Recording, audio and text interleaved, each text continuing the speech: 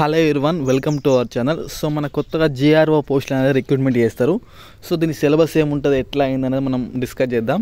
So ఓరికో revenue officer కొత్త ORR draft చట్టం 2024 ready.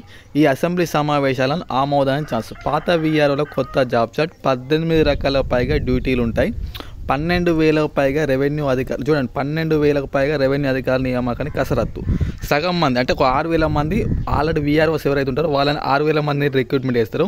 ఇంకొక సగం మంది అంటే ఇంకొక 6,000 మందిని కొత్తగా మన ఎగ్జామ్ పెట్టి రిక్రూట్మెంట్ చేస్తారు. చాలా ఫాస్ట్గా ఉంటుంది. డిఎస్సీ ఎలాగైతే 60 రోజుల్లో ఎగ్జామ్ పెట్టి రిజల్ట్ ఇచ్చిలో ఈ జేఆర్ఓ అంటే ఇవి రెవెన్యూ ఆఫీసర్ని కూడా ఆల్మోస్ట్ ఒక 60 to 70 డేస్లో కంప్లీట్ చేస్తారు. ఎందుకంటే చాలా ఫాస్ట్గా ఉంటుంది రిక్రూట్మెంట్ అన్నట్టు.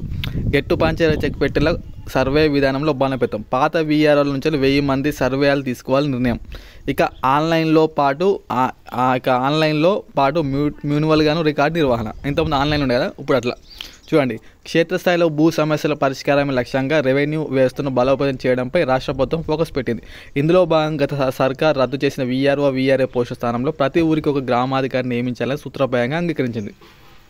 ప్రస్తుతానికి వీఆర్ఓలకు పరిగణిస్తున్న వీరికి కొత్త జాబ్ చార్టులను ఉన్నతాధికారులు సిద్ధం చేస్తున్నారు. రెవెన్యూ శాఖ ద్వారా గ్రామాల్లో 18 రకాల డ్యూటీలు ఉంటాయని చెప్తున్నారు. ఈ రెవెన్యూ అధికారులకు తోడుగా గ్రామాల్లో గెట్టు పంచాయతీ తీర్చేందుకు పెద్ద సంఖ్యలో సర్వేలు నిర్మించాలని ప్రభుత్వం నిర్ణయించింది. గతంలో వీఆర్ఓలు పనిచేసి వివిధ శాఖలకు బదిలీ అయిన పాత వీఆర్ఓ అనుభవం ఉన్న వారికి సర్వేలు తీసుకోవాలని సర్కారు భావిస్తుంది. రాష్ట్ర వ్యాప్తంగా 12,000 పైగా గ్రామాలు ఉండగా ప్రతి గ్రామానికి ఒక అధికారిని చొప్పున మొత్తం 12,000 ఆఫీసర్లను నియమించనున్నారు.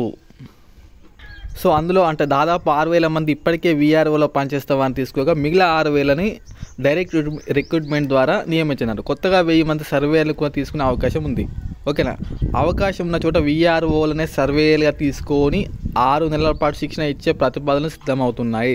గతంలో వీఆర్ఓల అవినీతి అక్రమాలకు పాల్పడని ఆరోపిస్తూ బీఆర్ఎస్ ప్రభుత్వం ఆ వ్యవస్థను పూర్తిగా రద్దు చేసింది. తిరిగి వారిని నియమిస్తే క్షేత్రస్థాయిలో వ్యతిరేకత వచ్చే అవకాశం ఉంది. అందుకే గ్రామాల్లో పనిచేస్తున్న విలేజ్ రెవెన్యూ ఆఫీసర్లు సర్వేయర్లకు జవాబుదారీలను పెంచేలా అవినీతి అక్రమాలకు పాల్పడకుండా కొత్త ఓఆర్ఓఆర్ చట్టాన్ని కఠినంగా పెట్టాలని ఉంటుంది. ఓకే, మొత్తం దీనికి సంబంధించి ఇచ్చిళ్ళు.